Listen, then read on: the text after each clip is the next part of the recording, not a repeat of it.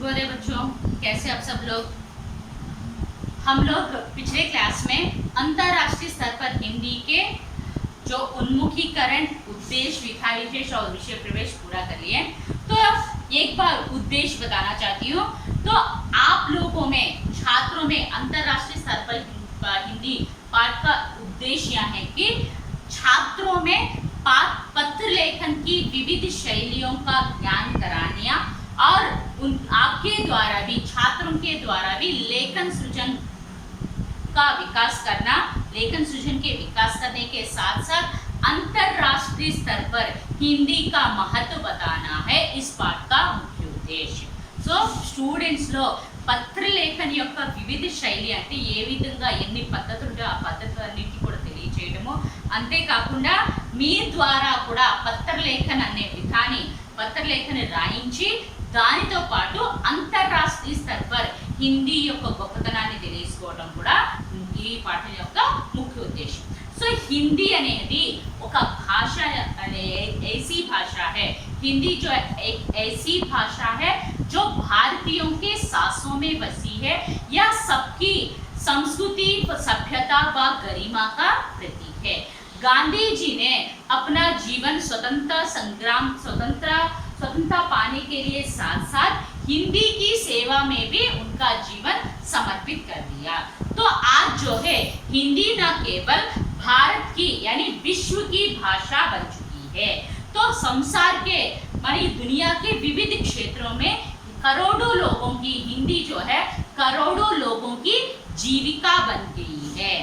समझ में आया। సో హిందీ అనేది ఎలాంటి భాష అంటే ప్రతి ఒక్క భారతీయుడు ఊపిరిలో నెలకొన్న భాష। సో ఈ భాష ద్వారా హిందీ, భారతదేశంలో ఉన్న 90% పీపుల్ హిందీని మాట్లాడగలరు, హిందీ అర్థం చేసుకోగలరు, హిందీని రాయగలరు, ఎందుకంటే అది వైజ్ఞానిక భాష కాబట్టి। సో అక్కడ హిందీ యొక్క లిపి దేవనాగరి లిపి దాని విశేషత ఏంటంటే ఏదైతే రాస్తామో అదే చదవబడుతుంది, जो लिखा जाता है वही पढ़ा जाता है। సో హిందీ యొక్క గొప్పతనం, హిందీ అనేది మన భారతదేశంలో సంస్కృతికి, సభ్యతకి చిహ్నము। సో హిందీ అనేది మన స్వతంత్ర సంగ్రామంలో అంటే స్వతంత్ర పోరాటంలో హిందీ చాలా కీ రోల్ ప్లే చేసింది। ఎందుకంటే మన భారతదేశంలో వివిధ జాతుల వాళ్ళు, వివిధ మతాల వాళ్ళు, వివిధ భాషలు మాట్లాడే వాళ్ళు ఉంటారు। సో వాళ్ళందరినీ కూడా కమ్యూనికేట్ చేయడానికి, వాళ్ళందరికీ కూడా ఒక తాటి మీద తీసుకురావడానికి హిందీ లాంగ్వేజ్ ని ఉపయోగించడం జరిగింది। సో గాంధీ గారు, మన రాష్ట్రపిత అయిన, జాతిపిత అయిన గాంధీ గారు తన జీవితాన్ని స్వతంత్ర పోరాటంలో తన జీవితాన్ని ఏ విధంగా అయితే సమర్పించారో అదే విధంగా హిందీలో సేవ చేయడానికి కూడా తన జీవితాన్ని సమర్పించడం జరిగింది। సో ఇప్పుడు హిందీ భాష అనేది మన భారతదేశంలోనే కాదు, మన భారతదేశం సీమ దాటి అంటే ఆ హద్దుని దాటి, ఆ బోర్డర్ని దాటి ప్రపంచమంతా కూడా వ్యాపించింది। సో అందుకని మన హిందీ భాషని విశ్వ భాష అని కూడా చెప్పడం జరిగింది। సో మన ప్రపంచంలో డిఫరెంట్ సెక్టార్స్లో హిందీ భాష ద్వారా చాలా మందికి జీవనోపాధి దొరికింది, అంటే జీవించడానికి ఆధారంగా మారింది। సో హిందీ భాష ద్వారా వాళ్ళందరికీ చాలా జాబ్స్ కూడా అందడం జరిగింది। సో అందుకని ప్రపంచంలో వివిధ సెక్టార్స్లో హిందీ అనేది కొన్ని కోట్ల మంది ప్రజలకి జీవనాధారంగా మారింది అని చెప్పుకోవచ్చు। సో ఇది పత్రలేఖన విధా కాబట్టి, సో ఈ పత్రలేఖన రాసేటప్పుడు ఇది ఎవరు రాశారు? ప్రియ మిత్ర, అంటే ఇది ఔపచారిక పత్ర। एक मित्र दूसरे मित्र को, एक मित्र अपने दूसरे मित्र को हिंदी की भाषा का महत्व के बारे में पत्र लिख रहा है। सो पत्र लिखते समय दाईं ओर क्या लिखनी चाहिए? स्थान दिनांक, हैदराबाद करके लिखा गया, हैदराबाद के बाद कॉमा होनी चाहिए। और यहाँ पर दिनांक देखिए 8/9/2014। तो 2014 का डेट दिनांक दिया गया है, कॉमा फुल स्टॉप। हैदराबाद लिखने के बाद स्थान के बाद कॉमा होनी चाहिए और 8/9/2014 या अंग्रेजी में होने के कारण यहाँ पर अंग्रेजी वाली फुल स्टॉप रखनी चाहिए। तो यहाँ पर ये स्थान दिनांक, अभी हम अपने मित्र को लिख रहे हैं, तो मित्र की संबोधन कैसे करेंगे? प्रिय मित्र, प्रिय मित्र कहकर लिखकर जब भी हम औपचारिक पत्र लिखते हैं उसको हम 3 भागों में विभाजित करना चाहिए। तो पहला कुशल समाचार, उसके बाद विषय, अंत में उपसंहार देकर हम पत्र लिखना चाहिए। तो यहाँ पर देखिए हैदराबाद स्थान दिनांक दिया गया है। हम एक मित्र दूसरे मित्र को पत्र लिख रहा है तो यहाँ पर संबोधन कैसे करेंगे, प्रिय मित्र कहकर संबोधन करेंगे। तो देखिए आप पत्र में जाएंगे, तुम कैसे हो, आशा करता हूँ कि तुम अपने परिवार के साथ सकुशल हो। यह जानकर बड़ी प्रसन्नता हुई कि तुम हिंदी के से जुड़े विविध कार्यक्रमों में भाग ले रहे हो।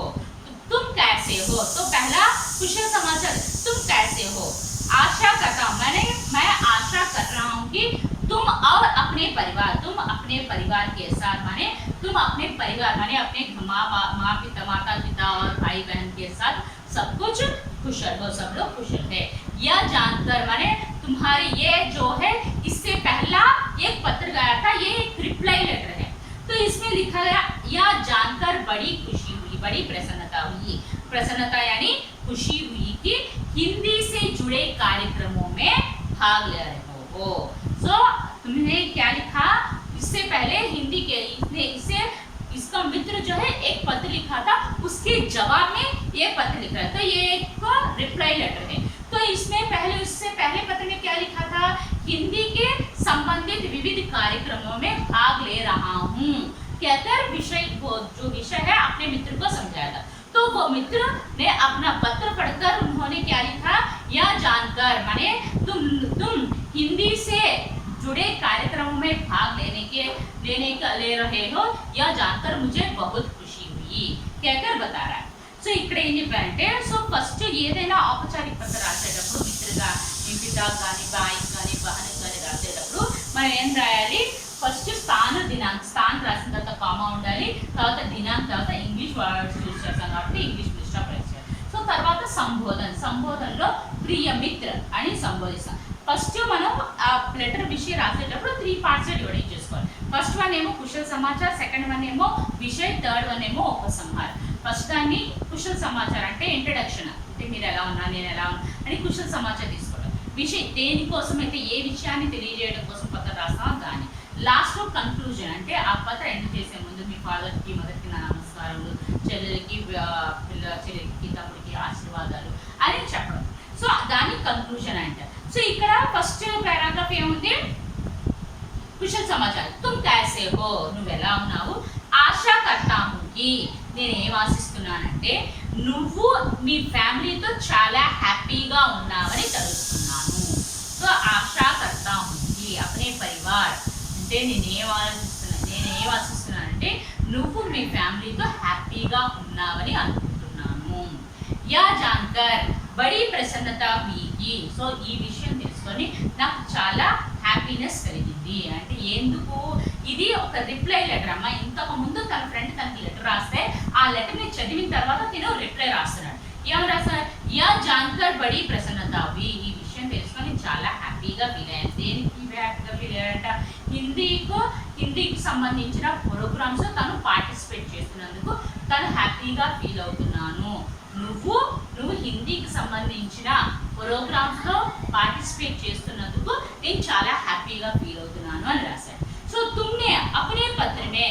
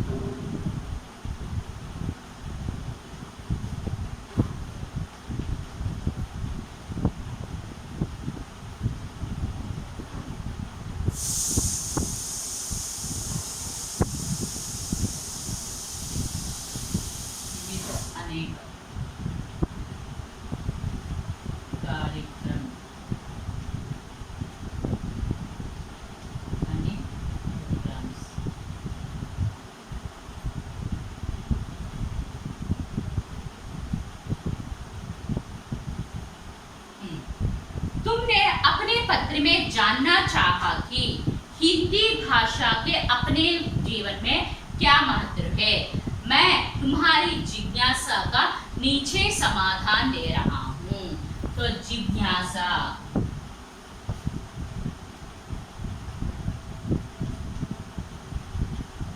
जानने की इच्छा,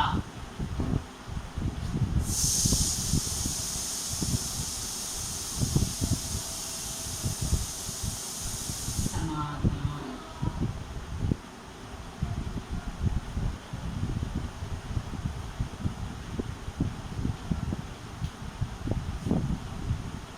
तो देखिए, तुमने अपने पत्र में, माने इसके मित्र ने इसके पहले पत्र में हिंदी भाषा के हमारे जीवन में क्या महत्व है ये जानने के लिए पत्र लिखा था।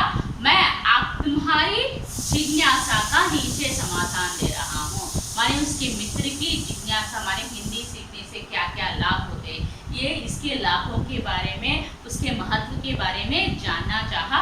इसीलिए उसकी जिज्ञासा माने जानने की इच्छा का जवाब यहाँ पर दे रहा है। సో తన ఫ్రెండ్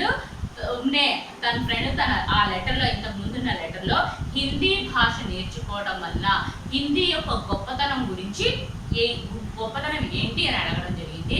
సో తన అడిగిన ఆ హిందీ యొక్క గొప్పతనం గురించి తను తెలుసుకోవాలనుకుంటున్నాడు కాబట్టి నేను నీ జిజ్ఞాసకి, నీకు తెలుసుకోవాలన్న కోరికని నేను ఈ లెటర్ ద్వారా కింద రాస్తున్నాను, ఒకసారి చదువు అని చెప్పి. नेक्स्ट, भारतीय स्वतंत्रता संग्राम में देश को एकता के सूत्र में बांधने के लिए एक भाषा की आवश्यकता हुई। यह काम हिंदी से ही साध्य हो सका। आज हमें एक से अधिक भाषाएं सीखना जरूरी है, जिनमें हिंदी और अंग्रेजी का स्थान महत्वपूर्ण है। हिंदी से हम सारे भारत की पहचान अच्छी तरह से कर सकते हैं। सो इकड़ा भारतीय स्वतंत्रता संग्राम में माने हमारे भारत देश को इससे पहले अंग्रेजी लोग व्यापार करेंगे कहकर आकर वो धीरे धीरे हमको उनके अधीन में ले लिए और हम उनके गुलाम बन गए। तो उससे भारतीय स्वतंत्रता, कुछ लोग जो है हमारे देश को स्वतंत्रता कराने के लिए अपने प्रण को न्योछावर किए हैं। सो भारतीय देश को स्वतंत्रता संग्राम में, भारत देश को स्वतंत्रता दिलाने की संग्राम में, संग्राम यानी स्वतंत्रता, आजादी, संग्राम, युद्ध, संग्राम, युद्ध, देश, वतन, देश, वतन, एकता, मिलजुल कर, मिलजुलना,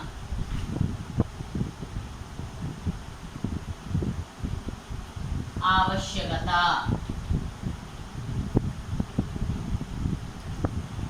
जरूरत, साध्य, संभव।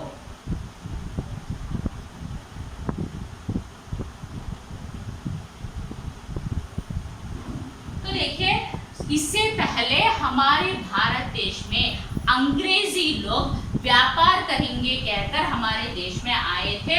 तो धीरे धीरे हमारे देश को उनके अधीन में ले लिए, हमको गुलाम बना दिए। तो हम लोग उनके राह पर चलने लगे। तो उसमें कुछ लोग जो है हमारे देश आकर हम पर आजमाइश कर रहे कहकर कुछ लोग विरोध करने लगे। इसके लिए कई महत्वपूर्ण लोग स्वतंत्रता हमारे देश को स्वतंत्रता लाने के लिए वो अपने प्राण को न्योछावर किए। तो इसमें इस स्वतंत्रता संग्राम में माने भारत देश को स्वतंत्र कराने के लिए, आजाद कराने के लिए कई महान लोग कई युद्ध भी किए थे। तो इस युद्ध में सारे भारत देश के लोगों को एकता के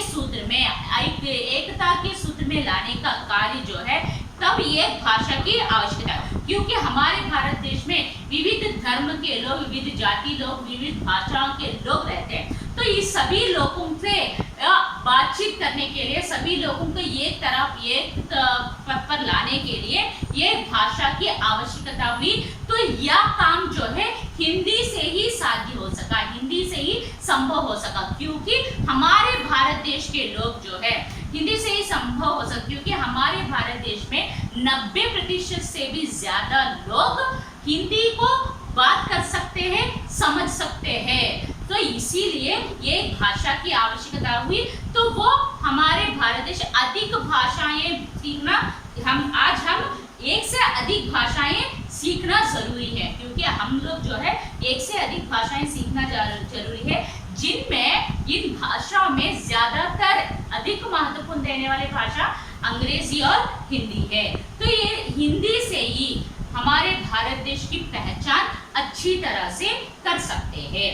समझ में మన భారతదేశంలో ఎంత ప్రాచీన కాలంలో బ్రిటిష్ వాళ్ళు మన భారతదేశంలో వ్యాపార నిమిత్తం వచ్చి వాళ్ళు మన మీద అజమాయిషీ చేయడం నెమ్మదిగా మన దేశాన్ని వాళ్ళ ఆధీనంలో పెట్టుకోవడం జరిగింది, మనల్ని బానిసలుగా మార్చడం జరిగింది। సో అందులో కొంతమంది వీరులు ఏం చేశారంటే స్వతంత్రం కోసం పోరాడారు। సో మన భారతదేశంలో మా దేశం ఇది, ఎవరో వచ్చి మా మీద అజమాయిషీ చెలాయిస్తారేంటి అని చెప్పి చాలా యుద్ధాలు కూడా జరగడం జరిగింది। సో మన భారతదేశంలో స్వతంత్ర సంగ్రామంలో, స్వతంత్ర పోరాటంలో మన దేశానికి ఐకమత్యంలో పెట్టడానికి ఒక భాష అనేది అవసరమైంది। సో ఆ భాష అనేది మనకి హిందీతోనే సాధ్యమైంది। ఎందుకంటే మన భారతదేశంలో చాలా మంది ప్రజలకి హిందీలో మాట్లాడగలరు, హిందీని అర్థం చేసుకోగలరు। మన భారతదేశంలో ఈ స్వతంత్ర సంగ్రామంలో మన భారతదేశంలో మాత్రమే వివిధ జాతుల వాళ్ళు, వివిధ మతాల వాళ్ళు, వివిధ భాషల వాళ్ళు కలిగి ఉంటారు। సో వీళ్ళందరికీ కూడా ఒక తాటి మీద తీసుకురావడానికి, అందరితో కోఆర్డినేట్ అవ్వడానికి ఒక లాంగ్వేజ్ అనేది అవసరమైంది। సో అది హిందీతోనే సాధ్యమైంది। సో ఇప్పుడున్న ప్రపంచంలో మనం అందరము ఒకటి కన్నా ఎక్కువ భాష అనేది నేర్చుకోవాలి। అందులో ఎక్కువగా ఇంగ్లీష్కి ఇంకా హిందీకి చాలా ఇంపార్టెంట్ ప్లేస్ ఉంది। సో హిందీ మాట్లాడటం ద్వారా మన భారతదేశ ప్రజలు హిందీ మాట్లాడటం ద్వారా సో ఈజీగా మన వాళ్ళు భారతీయులు అని ఐడెంటిఫై చేయగలరు। ఎందుకంటే మన భారతదేశంలో ఉన్న ప్రజలు ఎవరైనా విదేశాలు వెళ్తే మన లాంగ్వేజ్ అంటే మనం ఎక్కువగా హిందీ యూజ్ చేయడం వల్ల మన హిందీ ద్వారానే మన భారతీయులు అని ఈజీగా ఐడెంటిఫై చేయగలుగుతున్నారు। नेक्स्ट, भारत के अलग अलग प्रांतों में अलग अलग भाषाएं बोली जाती है। सो हमें भारत के कई प्रांतों से जुड़ने के लिए एक भाषा की आवश्यकता होती है, जिसे सारे भारत के वासी जानते हैं। वैसी भाषा ही हिंदी है, जो सारे भारतीयों को एकता के सूत्र में बांधती है। हिंदी अपने शाब्दिक अर्थ से ही भारतीय कहलाती है। सो हमारे भारत देश में अलग अलग प्रांतों में अलग अलग भाषाएं, हमारे भारत देश में कई राज्य है, इस हर एक राज्य में भी अलग अलग भाषाएं बोली जाती है। सो इस अलग अलग भाषाओं को बोले जाने के कारण हमारे भारत देश के लोगों को, सारे लोगों को एकता से जुड़ने के लिए, ऐकमत्य में जुड़ने के लिए एक भाषा की आवश्यकता है। वो भाषा जो है सारे भारतवासी जानना चाहिए, तो वही भाषा को हम चूज करना चाहिए। तो वैसी भाषा कौन सी है? हिंदी भाषा है। जो हिंदी जो है सारे भारतीयों को एक सूत्र में बांधती है। हिंदी से ही, हिंदी का शाब्दिक अर्थ से, हिंदी यानी हिंदुस्तान, हमारे हिंदी से ही, अपने शाब्दिक अर्थ से ही हिंदुस्तान यानी भारतीय कहलाती है। समझ में आया? మన భారతదేశంలో మాత్రమే వివిధ ప్రాంతాల్లో వివిధ భాషలు మాట్లాడడం జరుగుతుంది। సో మనం ఇక్కడ ఆంధ్రాలో తెలుగు మాట్లాడితే కేరళలో తమిళ్ మాట్లాడతారు, ఇంకా పంజాబ్లో పంజాబీ, మహారాష్ట్ర మలయాళం, ఇలా వాళ్ళ లాంగ్వేజెస్ అనేవి యూజ్ చేసి ఉంటారు। సో వాళ్ళ డిఫరెంట్ ప్లేసెస్తో డిఫరెంట్ లాంగ్వేజెస్ అనేవి మాట్లాడడం జరుగుతుంది। సో మన ప్రాంతాలు, భారతదేశంలో అన్ని ప్రాంతాలని కలపడానికి ఒక లాంగ్వేజ్ అనేది అవసరమైంది। ఆ లాంగ్వేజ్ ఎలా ఉండాలి అంటే భారతీయులందరికీ కూడా తెలిసి ఉండాలి। సో అలాంటి భాషనే మనం మాట్లాడాలి। वैसी भाषा ही हिंदी है, అలాంటి భాషనే హిందీ। సో అది మన భారతీయులందరినీ కూడా ఐకమత్యం అనే బంధంలో పెట్టాలి। హిందీ అన్న వర్డ్ తోనే, హిందీ కే శాబ్దిక్ అర్థ సే హి, హిందీ అన్న వర్డ్ తోనే మనం భారతీయులము అని చెప్పడం జరుగుతుంది। హిందీ అనగానే హిందుస్థాన్ అంటే హిందీ అన్న వర్డ్తోనే భారతీయుల అంటే భారతదేశం వాళ్ళు అని తెలుస్తుంది. సో इसलिए देश के वर्तमान और भविष्य को ध्यान में रखकर भारतीय संविधान ने अनुच्छेद 343 के तहत हिंदी को 14 सितंबर 1949 को राजभाषा के रूप में गौरवान्वित किया. तब से हर वर्ष 14 सितंबर को हिंदी दिवस मनाते हैं. सो यहाँ पर देखिए, इसलिए देश के वर्तमान और भविष्य को, सो हमारे देश की भलाई के लिए, हमारे भविष्य की निर्माण करने के लिए हमारे भारत देश की संविधान यानी कॉन्स्टिट्यूशन,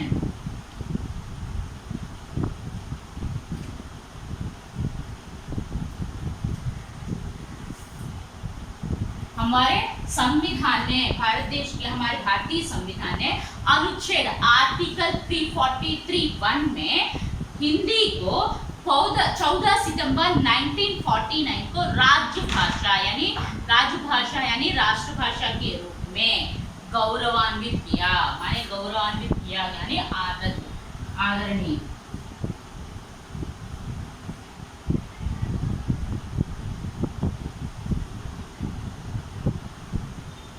गौरव से अन्वित किया या आदर दिया,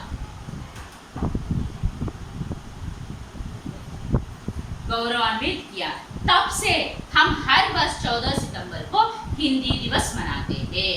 సో మన హిందీ అన్న వర్డ్తోనే భారతీయత అనేది తెలుస్తుంది కాబట్టి మన భారతదేశంలో మన దేశంలో ఉన్న వాళ్ళు మన కాబోయే వర్తమానాన్ని భవిష్యత్తుని దృష్టిలో పెట్టుకొని మన భారతీయ ఇండియన్ కాన్స్టిట్యూషన్లో ఆర్టికల్ 343(1)లో హిందీని 14 సితెంబర్ 1949లో ఒక నేషనల్ లాంగ్వేజ్గా, ఇంకా రాష్ట్రభాష నేషనల్ లాంగ్వేజ్గా దాన్ని గౌరవించడం జరిగింది. సో అప్పటి నుండి మనం ప్రతి ఇయర్ కూడా మన 14 సితెంబర్ని హిందీ దివస్గా జరుపుకోవడం జరుగుతుంది. అర్థమైందమ్మా? సో మన భారతదేశంలో స్వతంత్ర సంగ్రామం కోసం పోరాడేటప్పుడు ఒక లాంగ్వేజ్ అనేది అవసరమైంది. సో ఆ లాంగ్వేజ్ ఎలా ఉండాలి, అందరూ అర్థమయ్యే విధంగా ఉండాలి, అందరూ మాట్లాడగలిగే విధంగా ఉంది. అది దేంతో సాధ్యమైంది? హిందీతోనే సాధ్యమైంది. సో అందుకని హిందీని మనకి రాజభాషగా ఇంకా రాష్ట్ర భాషగా గౌరవించడం జరిగింది. సో అప్పటి నుంచి మనం 14 సితెంబర్ 1949న మనం హిందీ దివస్ని జరుపుకుంటూ వస్తున్నాం. ఎప్పుడు స్టార్ట్ చేసాము? 1949 నుండి 14 సితెంబర్ రోజున మనం హిందీ దివస్ జరుపుకుంటూ వస్తున్నాం. అర్థమైందమ్మా ఇంతవరకు? నెక్స్ట్ క్లాస్లో మళ్ళీ రిమైనింగ్ చెప్పుకుందాము.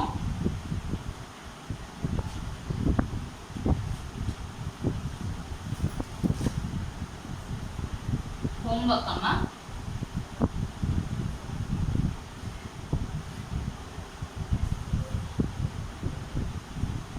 मित्र को पत्र लागे पिताजी को पत्र.